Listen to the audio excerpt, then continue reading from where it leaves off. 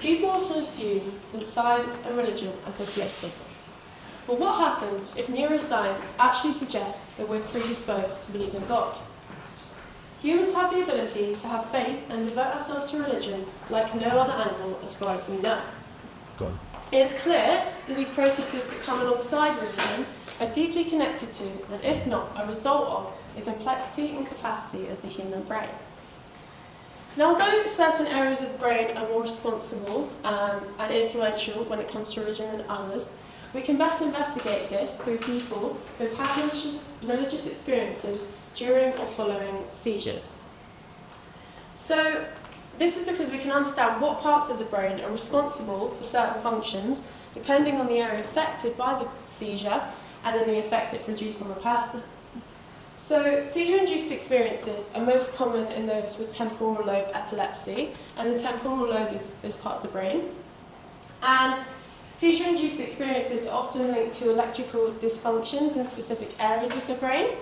So, this basically means that the brain doesn't receive the impulses which carry messages that it usually does.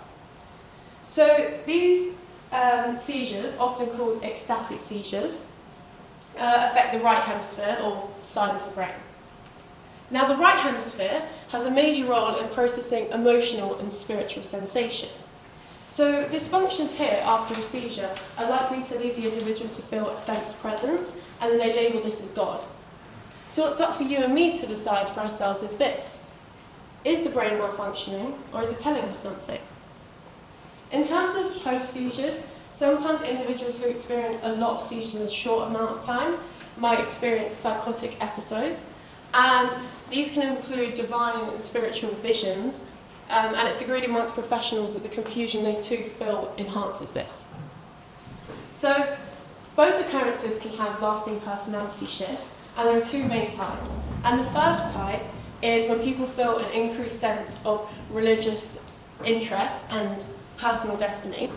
And then the other type is when people feel a compulsive need to write on religious, moral, and philosophical topics. Now, these are all to do with electrical instability in the frontal lobe, which is the front part of the brain, and the limbic system. So this draws me back to my question. Is it a realization or a malfunction? Oh.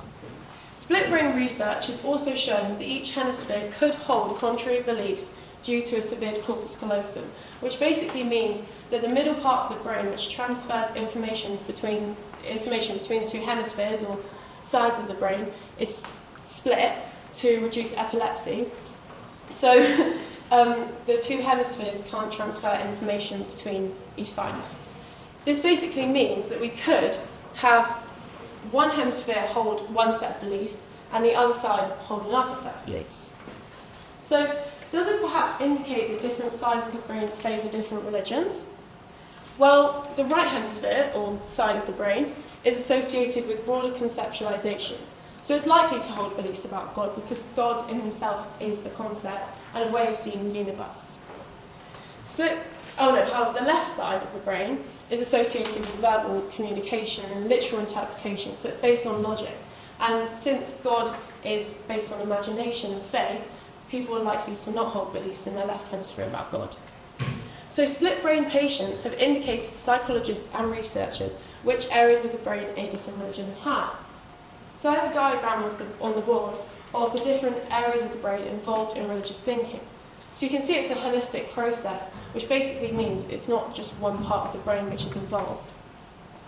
So I'm suggesting that these different areas being involved in having faith means that we are in fact predisposed to believe in God, regardless of whether he exists or not. This is also supported by people living longer with faith. So people who attend religious services or believe in God are likely to live on average 4 years longer than those who don't. So this shows that there is an evolutionary advantage to believing in God, unique to humans. So why does religion positively impact the brain in our lifespan? Is our brain wired to believe, and if so, is this due to God? Or is religion a coping mechanism, a way of socialising, and a ground for religious decision-making? Well, I think the answer to all of this is down to nature working in cooperation with nurture. So what I mean by this is that living longer or having better mental health due to religion is dependent on one's approach to faith in accordance with the brain.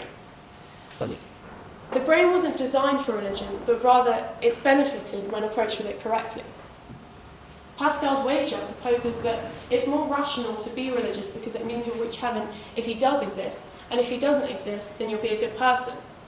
He says, if you gain, you gain all, and if you lose nothing. So I'll leave you with this. If our brain is so deeply connected with allowing us to become religious, then is this an indication that we should have faith, perhaps, even if there is no God? Thank you for listening.